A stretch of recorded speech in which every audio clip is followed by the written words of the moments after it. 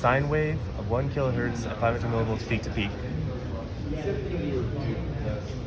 Now this is what happens when I change the sine wave to a square wave.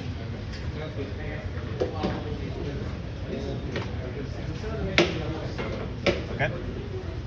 This is what changed to a triangular wave. Okay. This is what happens when I adjust the frequency.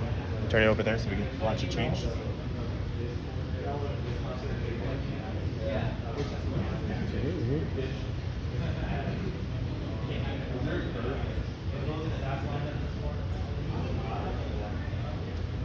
That's decreased. This is increased.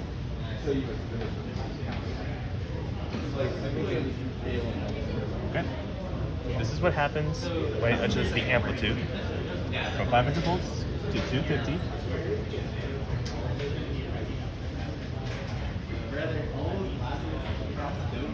And this is increasing from 500 millivolts to 1 volt.